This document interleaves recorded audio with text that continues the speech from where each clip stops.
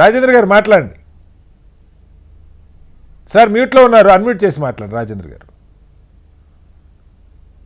ఒకసారి రాజేంద్ర గారి దగ్గర మళ్ళీ వస్తాను. రియాజుద్దీన్ గారు మీరు చెప్పండి. మనకు ఒక ప్రొవర్బ్ ఉంది sir, the destiny of the nation being shaped in the exams లాగా మారిపోయింది. ఒకప్పుడు క్లాస్ రూమ్స్ ఉండేవి. కొటారి చెప్పినట్టుగా ఒక దేశ భవిష్యత్తును తరగతి గదులు నిర్ణయిస్తాయని చెప్పేసి కొటారి గారు. కానీ ఇప్పుడు ఏమైపోయిందంటే ఒక దేశ భవిష్యత్తుని పరీక్షలు నిర్వహిస్తా ఉంది. ఇది సరే ట్రెండ్ గా, ఇది హెల్దీ ట్రెండ్ కాదు, ఎడ్యుకేషన్ ట్రెండ్ కూడా కాదు. మేధావులు ఇంకా మనం డిబేట్ లో చాలా పెద్దవాళ్ళు ఉన్నారు, వాళ్ళు ఇంకా మాట్లాడినంత ఇంకా చాలా పవర్ఫుల్ గా మాట్లాడాలి, ఇంకా సూచనలు చేయాలి, దోషుల మీద కూడా మనం మాట్లాడే ప్రయత్నం చేయాలి. ఇక్కడ ఏమవుతుందంటే ఎగ్జామినేషన్ వ్యవస్థ అనేది ఎగ్జామ్ రాసేవాడు దాని విలువ తెలుస్తారు. ఎగ్జామ్ రాసే పిల్లలు ఇప్పుడు మన ఇక్కడ ఎవరం కూడా మన ఇంట్లో మన కుటుంబంలో ఉన్న పిల్లలు రాస్తే మన ఆవేశం తెలుస్తుంది సార్. ఇప్పుడు మీరు ఇద్దరు ముగ్గురు పిల్లలతో మాట్లాడినా ఇదే పిల్లల్ని మళ్ళీ ఇంకొక ఎగ్జామ్ పెట్టినాక పిలిచి మాట్లాడండి, వాళ్ళ మార్కులు తలకిదులు అయిపోతాం.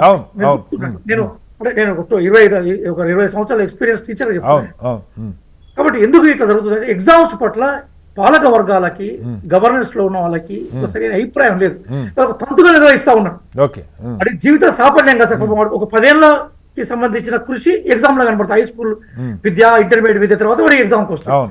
ఇక్కడ నేర్చుకునే కెరియర్ జీవితాంతం మొత్తం ఉంటుంది. చచ్చిపోయిన డాక్టర్ అయితే జీవితంతో డాక్టర్నే ఉంటాడు, ఇంజనీర్ అయితే జీవితం ఇంజనీర్ ఉంటుంది. అంతే కదా. వ్యక్తి జీవితాన్ని తీర్చిదిద్దే ఒక ఎగ్జామ్. ఇంతకుముందు అందుకోసం నేను ఏమన్నాను, ద డిటర్మినేషన్ ఏదైతే ఉందో అది టోటల్ గా ఇక్కడే నుంచి మనకు స్టార్ట్ అవుతా ఉంటుంది. టోటల్ గా డెస్టినేషన్ కూడా ఇక్కడే నిర్ణయించబడతా ఉంటుంది. చాలా తేలిగ్గా ఇప్పుడు వారు చెప్పినట్టుగా 15, 2015లో, 2024లో, 2026లో ఇంత జరిగినా కూడా ఇంకా ఎక్కడ కూడా మార్పు లేకుండా అదే విధంగా మేము ఎగ్జామ్స్ కండక్ట్ చేస్తామని చెప్పడంలోనే ఒక ఆధిపత్య ధోరణి స్టార్ట్ అవుతా ఉన్నది. ఇంకొక విషయం కూడా చెప్తాను సార్, అంటే నాకు కూడా కొంత అవగాహన యూనివర్సిటీలో పనిచేసిన ఎగ్జామ్ పేపర్ ని సింగిల్ పర్సన్ తయారు వెళ్ళినప్పుడు చేశాను. పబ్లిక్ సర్వీస్ మనకు దాదాపుగా సెంట్రల్ ఎగ్జామ్స్ ని 5గురికి అప్పచెప్తారు, స్టేట్ అయితే 3గురికి అప్పచెప్తారు సబ్జెక్టు కరెక్షన్ చేసిన తర్వాత ఈ పేపర్లు అన్ని కూడా ఏమైతే ఉంటాయంటే ఒక దగ్గర కన్సాలిడేట్ అయితే ఉంటాయి. ఆ విషయాలు టాప్ లెవెల్లో ఉండే సెక్రటరీ స్థాయి, చైర్మన్ స్థాయిలో అంతే వాళ్ళ ఎవరికి తెలిసే అవకాశం ఉండదు. ప్రింటింగ్ దగ్గర నుంచి ప్రింట్ టు ప్రింట్ అంటే ప్రతి విషయం వాళ్ళకే తెలుస్తాం.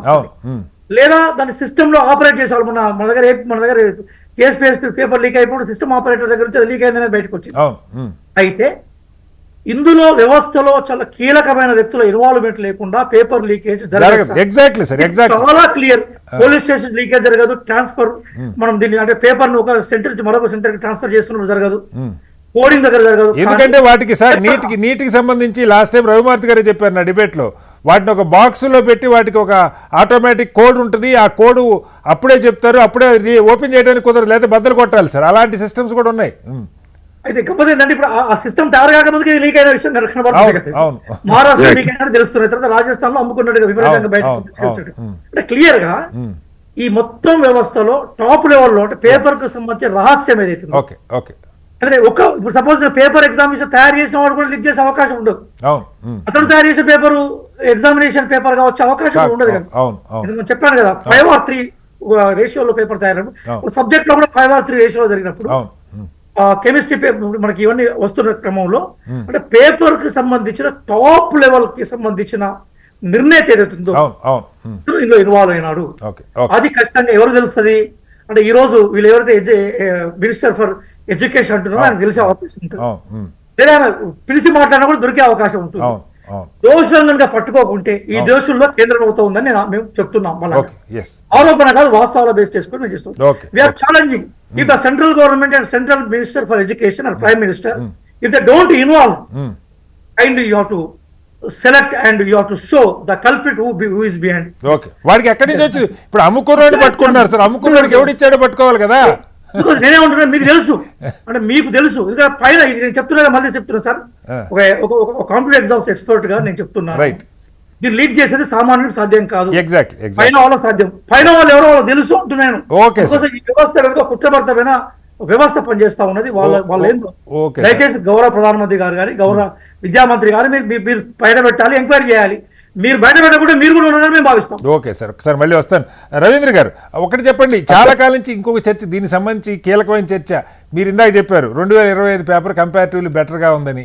720కి 720, 700 పైన వచ్చినోడు కూడా 5000 లోపు ర్యాంక్ రాదు, పేపర్ చదివినోడికి చదవనోడికి ఒకలాగే ఉంటుంది.